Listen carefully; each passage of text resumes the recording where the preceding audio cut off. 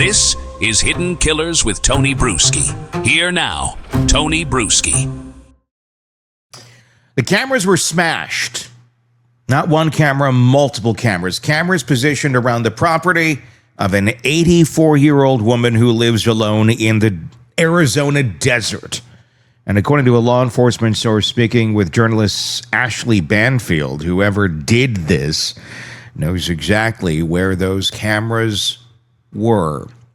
That's the detail that should stop you cold, because that's not random. That's not opportunity. That's someone who studied this home, someone who knew the layout, and someone who thought at around 2 a.m. on a Sunday morning, Nancy Guthrie would be a good target to kidnap. We're going to get into this. There's so many things happening with this case, so many updates that are occurring almost by the hour. We are recording this and putting it out pretty much immediately after recording because things are changing very, very rapidly. So as of right now, it is the 4th of February, 2026.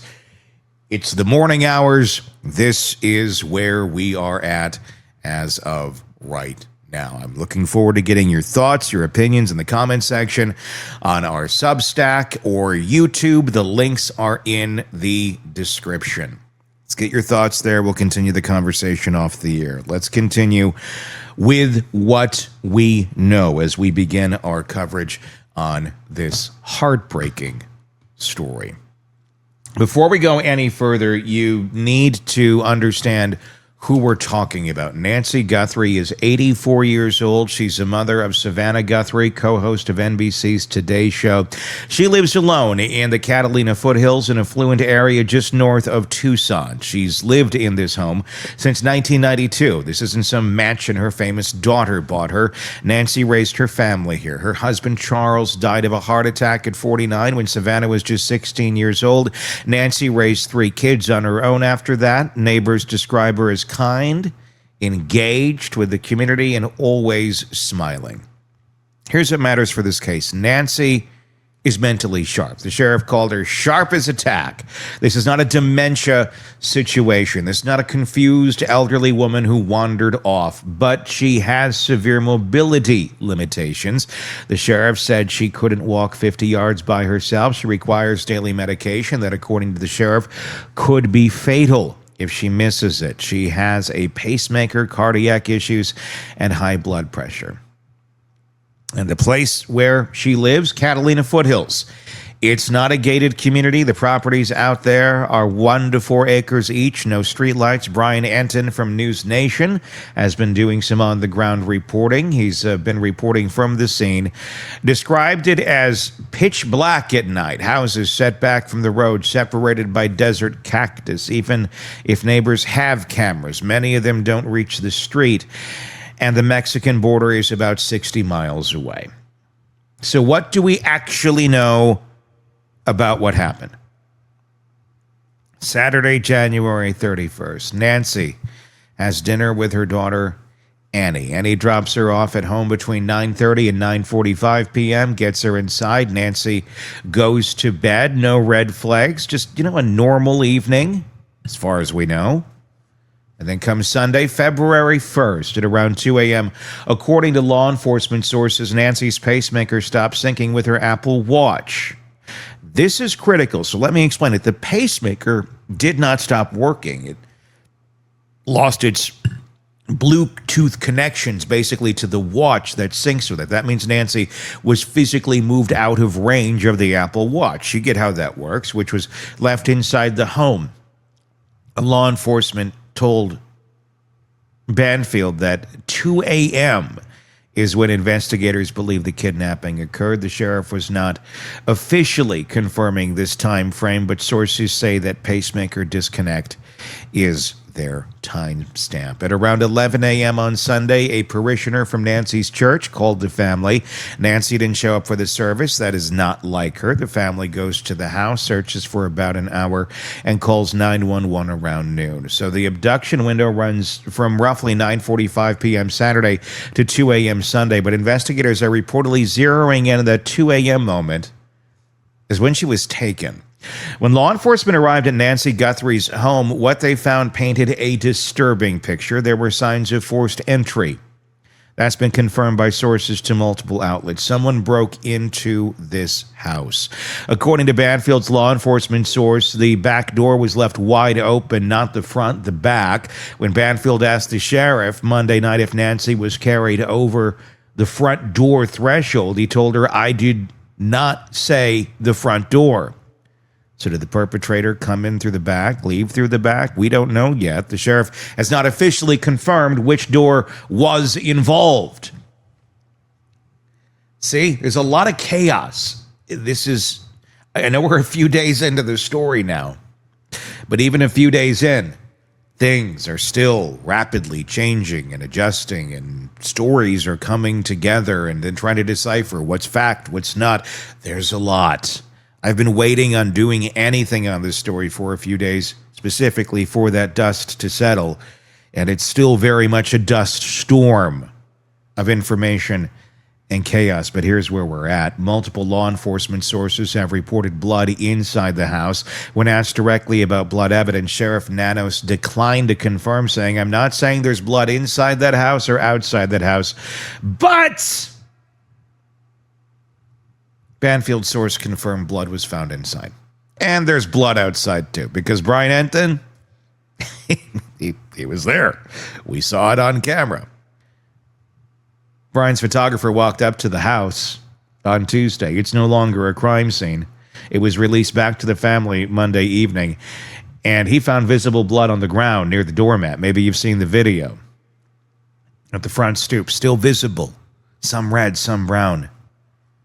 But here's a critical detail. The blood does not continue to the driveway. It stops at the stoop. So, of course, that means everyone's going to analyze this and come to their conclusions. Retired FBI agent Maureen O'Connell analyzed Entin's video footage. She noted that the droplets are round, meaning they fell from directly above, not cast off from a struggle. Her conclusion, it leads me to think there is a chance she may have been carried out. No bloody footprints visible. That reinforces the theory that she was carried, not walked or dragged. And then there are cameras. The sheriff confirmed that a camera at the front of the house is missing and under investigation. He would not say whether the perpetrator took it or whether it was removed before the incident.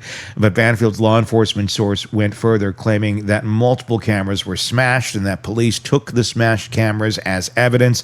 Here's what that source said that matters. This is someone who knew where the cameras were, somebody who was familiar with the home, this premises, this woman. Police are reportedly frustrated, still waiting on the camera company to provide cloud footage more than 72 hours later. What was left behind? Her cell phone, her wallet, her car, her Apple Watch, her medications, her small dog. So the picture that emerges based on the reporting thus far is this. Someone knew this property.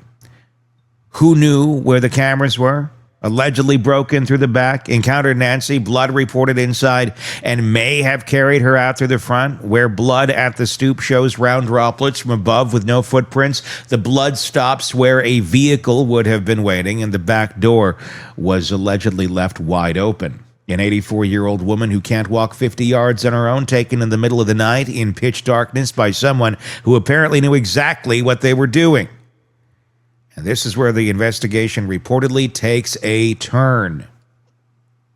Banfield's law enforcement sources posed a question that reframes everything. Who has the motive to kidnap an 84-year-old woman? Think about it for a second. An 84-year-old with mobility issues who needs daily medication to survive, that's not necessarily an easy target. That's a burden. As a source put it to Ashley Banfield, why would anyone take on that burden? In any case like this, investigators start with the people closest to the victim and work outward. That is standard procedure. It doesn't imply guilt. It's just how investigations work. Ed Smart, who was treated as a suspect for weeks after his daughter Elizabeth was kidnapped. It wasn't him. A stranger named Brian David Mitchell had taken Elizabeth, but the family is always looked at first. So, as that's happening right now, understand this is how investigations work. It doesn't mean that because someone is talking or you see it being reported or someone happened to catch there's an interview with a family member that that's the person. That's not at all how that works. They're working from the inside out. Could it be? Yeah, anything is possible at this point. But take a beat. Take a breath. As you're seeing these things reported out there of this person is a suspect, that person. Based on what? And we will start to see in the coming days, based on this, based on that, based on this or the other. Maybe, depending on who they're looking at, depending on what they're finding. And we may very soon get a better idea of what's going on here. But I am cautioning you, there's a lot of reporting going on about this. And a lot of people starting to point fingers.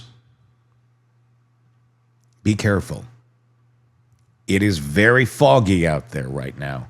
And there's a lot of chaos on this story. And everything's about as clear as mud. According to Banfield's reporting, that's exactly what's happening here right now. Her law enforcement source indicated that a vehicle belonging to Ann Guthrie, Nancy's daughter, Savannah's sister, and the last person to see Nancy alive, has been towed, impounded, and is now in evidence. FBI agents reportedly spent approximately 2 hours at Ann's home on Tuesday, and the source indicated that investigators are looking closely at a family member. Again, they are going to be looking, they're going to be digging, they're going to be asking any questions, especially of those who were around her last. Okay?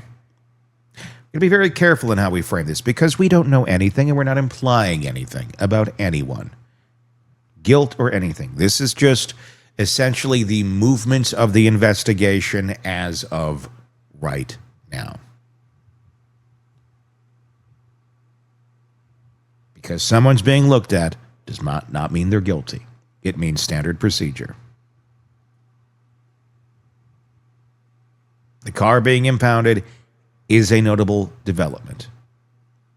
And we will keep watching that, as we'll watch anything that comes out of this.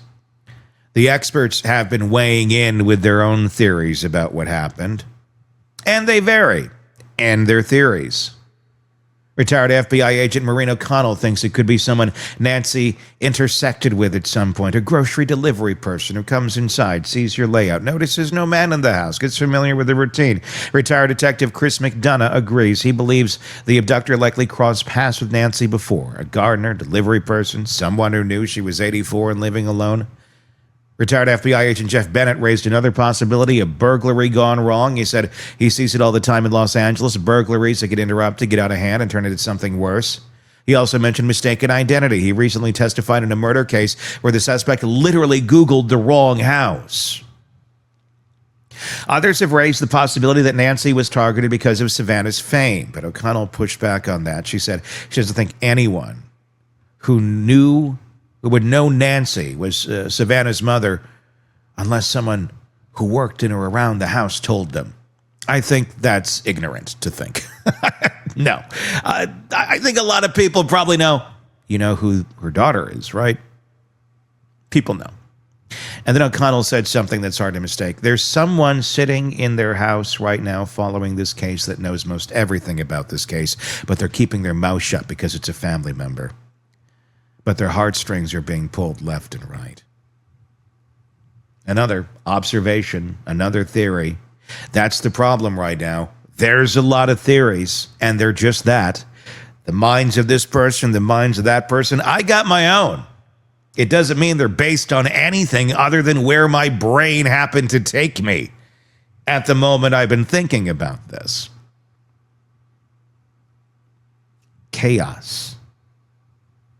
It is chaos.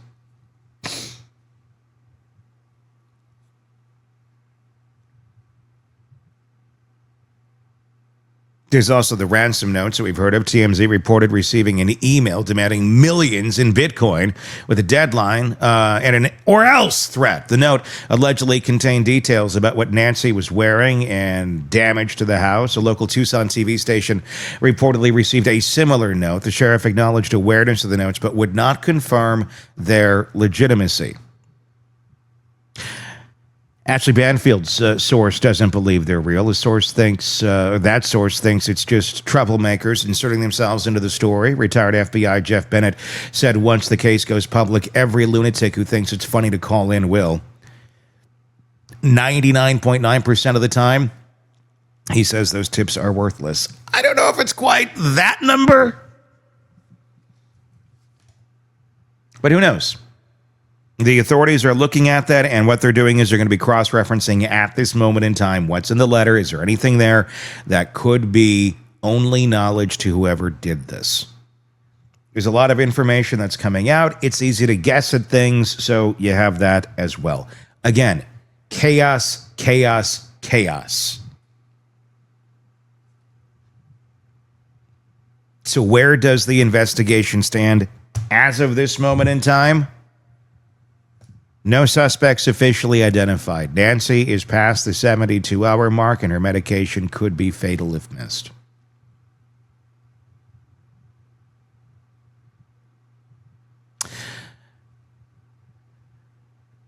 It is a criminal investigation. The FBI is deeply involved, which is why information has slowed to a trickle. Behind the scenes, according to the FBI experts, search warrants are blanketing the area for all electronic evidence. They're comparing who was in the area the day of the crime versus who wasn't there the day before. They're chasing any vehicle, unavailable video. They're layering geofence data from cell towers along potential escape routes. And it's not just phones anymore. Cars, watches, tablets, even smart vacuums ping cell towers now. The goal is to find the one device that appears at all relevant locations. On Tuesday, while Brian Entin was reporting live outside Nancy's house, a sheriff helicopter appeared overhead. It hovered for over an hour, very low, with men visibly looking down at the property and surrounding desert. A search and rescue truck showed up too. Either a tip came in or investigators felt they had left a stone unturned. The smashed cameras, according to Banfield's source, tell us something or someone knew this house.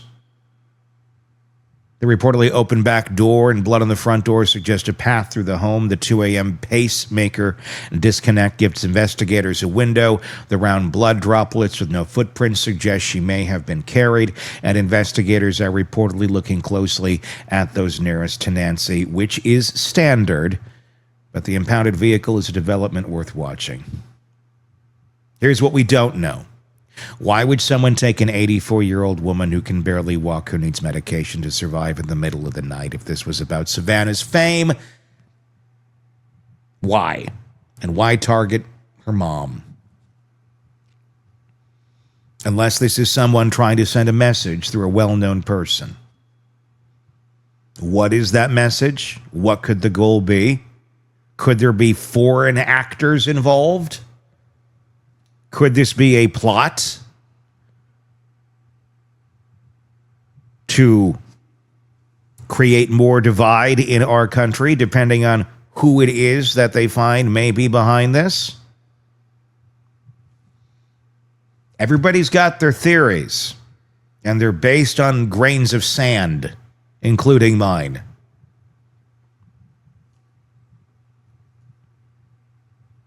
There's a lot of questions and not a lot of answers right now.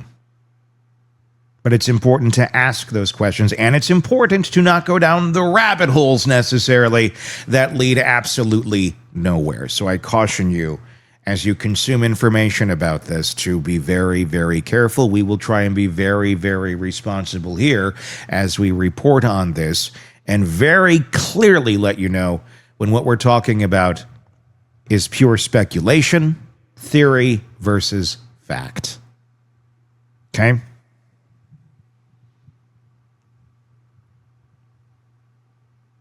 If someone knew, the house, a worker, delivery person, somebody, what did they want? What was the end game? And if investigators are looking closely at family, Is that just standard procedure, or do they know something we don't?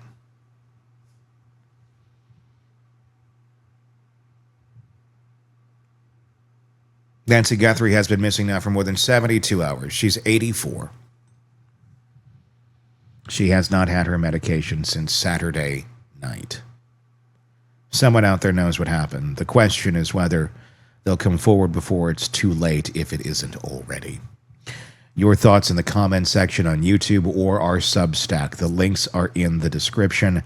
I look forward to your thoughts on this heartbreaking and very much actively developing story. We'll continue our conversation there. All right? Until next time, I'm Tony Bruschi. We'll talk again real soon. Want more on this case and others? Then press subscribe now and don't miss a moment of true crime coverage from Tony Bruschi and the Hidden Killers podcast.